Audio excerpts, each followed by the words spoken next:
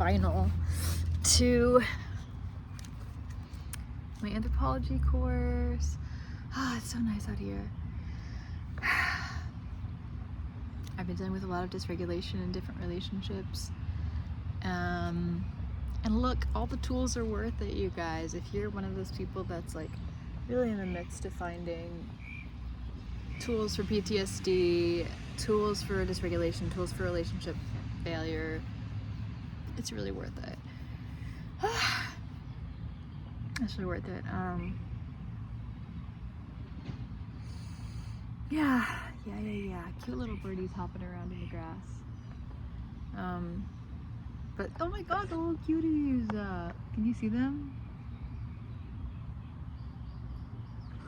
I hope so. They're cute. They're so cute. They're coming so close. Look at that. Can you see them? Oh my gosh.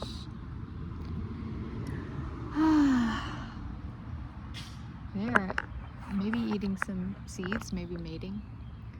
Yeah, but my anthropology class just ended, which was around gender and sexuality from a global perspective. I wasn't able to be in class as often as I wanted because it was in San Marcos and I've moved to Austin and my car broke down. But it was really helpful. It was like, it can be really clarifying to like, I can get like bogged down by American politics, by like online debate stuff, by honestly my family of origin that is still very, you know, hardcore gender roles and stuff like that. I can just feel very bogged down, and I shouldn't be getting in the weeds of that. And it can feel distressing to be engaging with that all the time, which it feels like everyone on my social media is, because I'm sure that's like rage bait for me, right? So it was really helpful to like be in that anthropology course, because we're talking about gender and sexuality from a global perspective, different ways that different cultures interact with family and relationship and sex and partnership and meaning and spirituality, and it's just a lot more expansive. It's a lot less restrictive. And so, you know, being in that class was so wonderful, and it really makes me want to do more anthropology. The professor said she would be happy to let me take her course at the master's level going forward, which I would really love to do. Yeah, I think I need to sit down and make sure that all, you know, everything's wrapped up on that course, you know. Also hopeful that I get a good grade, because I think that for graduate school, even though I already got in, I'm supposed to have I get in either way. I think they only require a 3.0. But yeah, it might be 3.2, so I hopefully got a good grade. But I'm feeling about like, I need to sit down and look at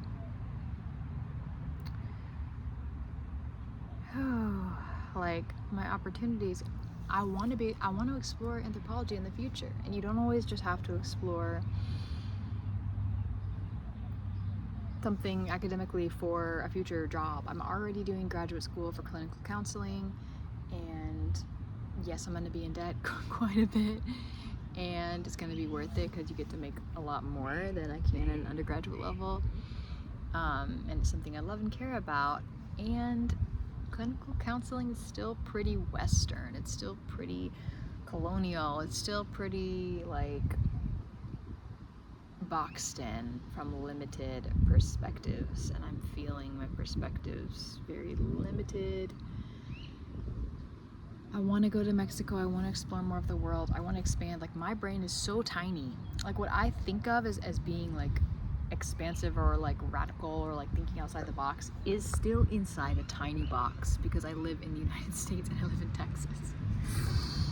So it's just like, I recognize from this class how limited my perspective is. Like, when people that are like liberal or conservative or whatever think, oh, I'm thinking outside the box, and like I have such an expanded perspective. That's just in comparison to the place that they're in. Like they really are still very limited. And so I would really love to see more on how the rest of the world is and travel more.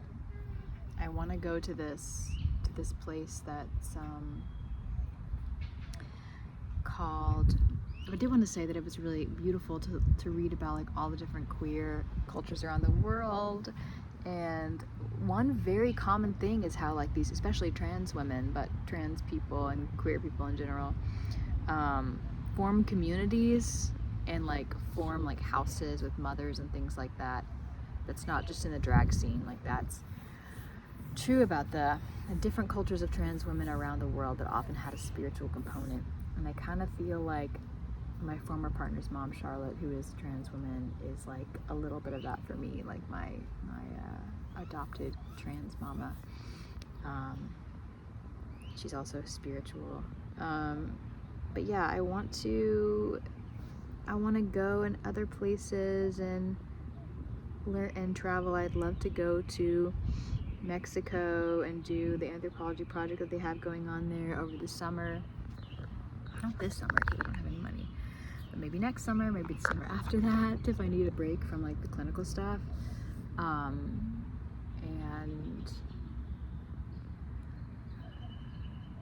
yeah, just get more perspectives that are a little bit wider than just Western. In like sort of the new age and like community spaces in Austin that I really love are trying to be a little bit less influenced by Western, you know, thinking and a little more influenced from a global perspective. But most of us are still pretty Western. Like I just really want to get more education from a wider range of people to inform my work and the way that I show up. Which is really relaxing. It's relaxing to think about. I want like continuing to host community gatherings, but learning from more people around the world. But yeah, right now I think the leads I have on like learning more anthropology. Look at this cutie.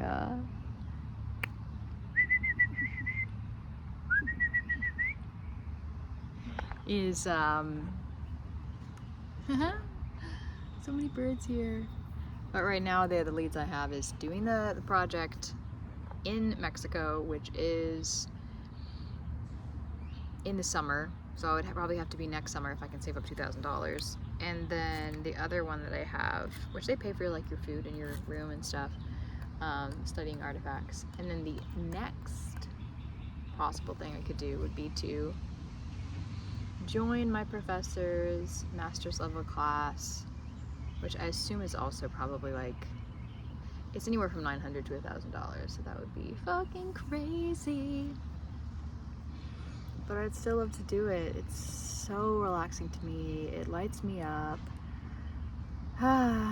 And I feel like I'm gonna need a break from just studying counseling psychology. So, because that's pretty limited. It's pretty Western from what I understand. And I want to expand my family, like all of the people that I've been loving and connecting with from like from my like deconstruction community building meetup, which is people that have left high control religion, high control family dynamics, and are trying to find their way in the world and find chosen family and community. I feel like all of those people have grown and expanded, and like we got to have a community hangout last month, although it felt a little chaotic. And I want to continue to foster those relationships. Like those are like my family. There's one person in Philly right now.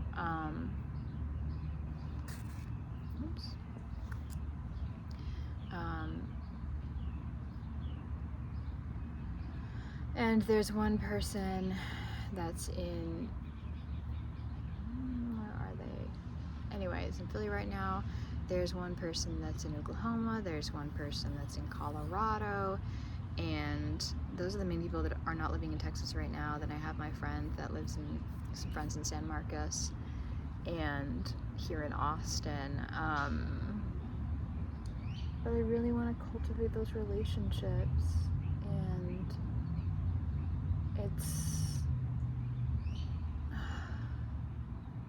I don't want to, like, as time goes on, like, let people that are deepening into my family, like my chosen family, to like drift. I want to find sustainable ways that feel good to see them, and maybe it's less often and for more intentional times, but I want to do like a little road trip and like see my friend in Colorado, a friend in Oklahoma, and a friend in Philly, and like feel how we're building these community spaces that can be used in the future, even for like refugee type shit, and for other people that are fleeing high control environments and high control family dynamics. The one thing that holds, I feel like, everyone together out of the network of like the community building meetup, the community building community, I suppose, is that we're all standing for like autonomy and choice. So like if there's people whose parents or whose partner is trying to force their choice on them that they don't feel is right, but they're like stuck financially, they're stuck with like security, they're stuck with legal threats and stuff, that this is a place for people to drop in and connect and form relationships that they choose, and be in a network of people who values like autonomy. It could be people going through divorce, people going through like leaving home for the first time, and navigating how to form healthy relationships. There's been some stigma, like especially with my siblings, around like, why are you choosing like this kind of different type of relationship with our parents? Like, does deconstruction, for them, I think they're like curious if deconstruction and if leaving high control environments means like abandoning your family system or abandoning your religion or your spirituality. But for me, it's finding a relationship with spirituality, if you so choose, that feels like something that you are actually a part of.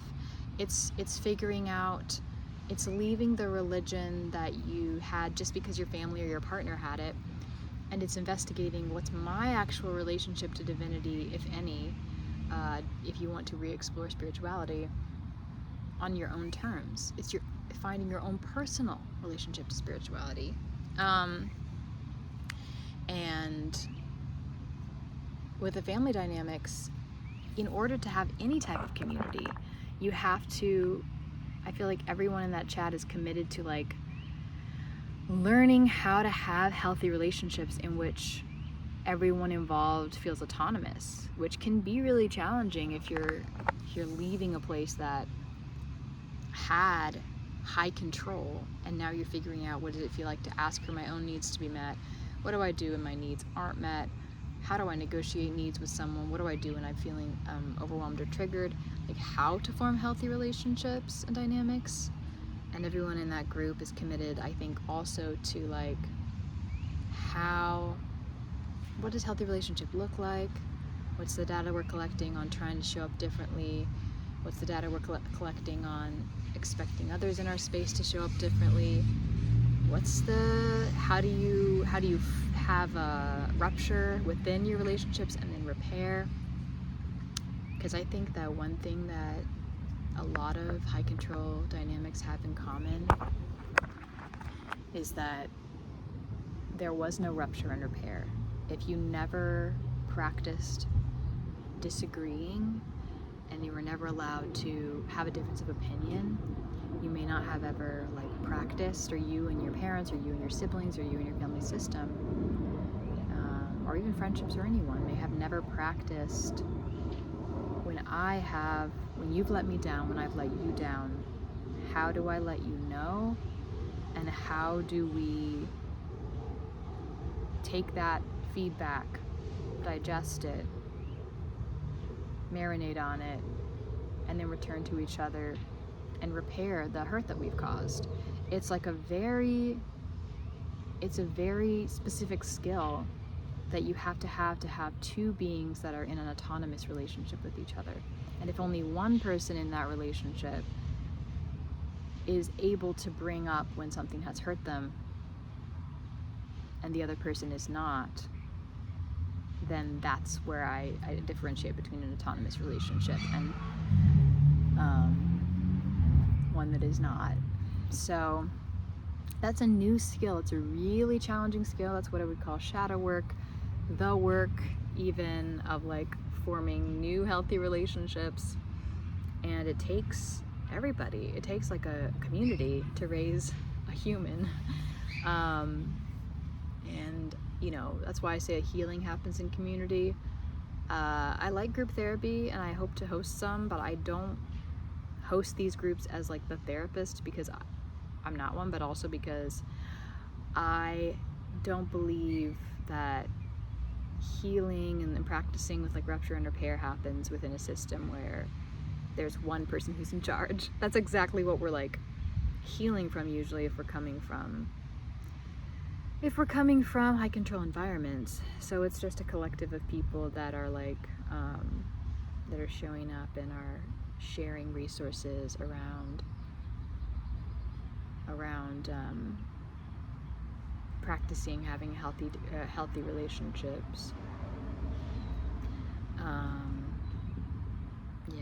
Anyway, so it's been really beautiful, and practicing those things. But like I was saying, I want to deepen into that like new chosen family, and I don't want to kind of let those relationships go. I want those to be, you know, lifelong connections, in a sustainable kind of speed and cadence. And so I'm thinking about like, oh, when will I go on a road trip and see everybody? Maybe it will be in the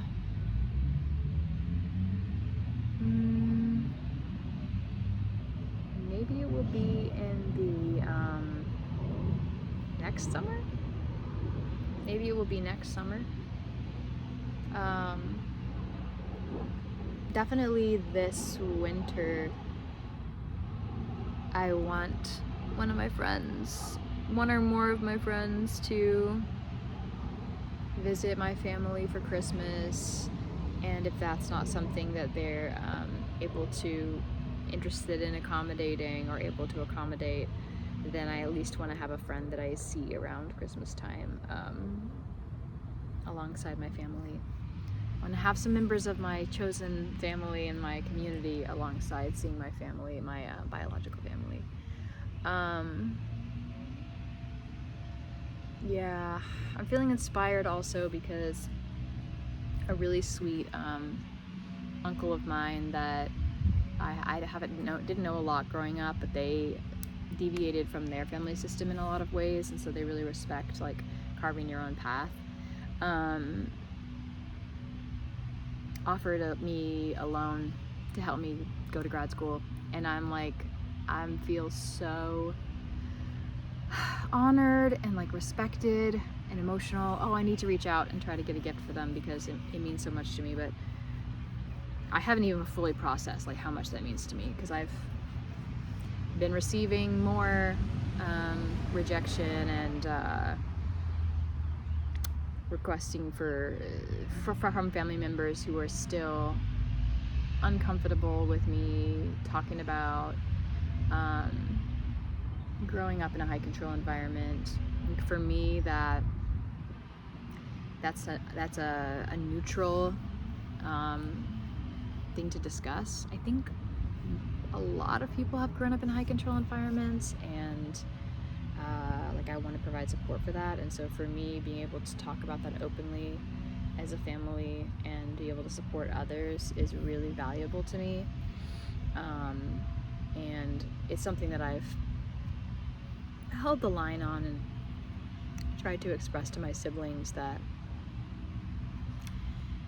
it's not a rejection of the family, it's just a choice, that a belief that the system we grew up in was flawed and that we need to be able to critique it to move forward, but that's not the way that they feel. And so yeah, it's challenging, but to receive that rejection from them and then to receive some beautiful support and being seen by an uncle who sees me and who sees how hard it has been to, you know, carve my own path and choose my own path, it was really, really beautiful.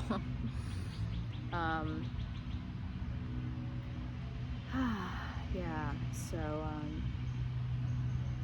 yeah, I'm probably gonna see him and my grandparents and sister over the next few months, and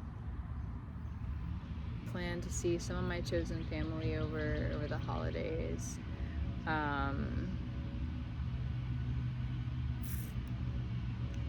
Because, like, what does it even matter? Like, all the work we do, all the school we do, everything you learn, if it's not for building a better life with people that you love. And so, you know, I really value that. I really feel I need to go to Philly for, at some point, maybe over the fall. I'm thinking, like, Thanksgiving I don't have any plans. I might try to travel to either Colorado or Philly, and maybe over Christmas then I'll see if someone can try to visit here. Look at this baby squirrel. Look at this baby squirrel. Hello, baby?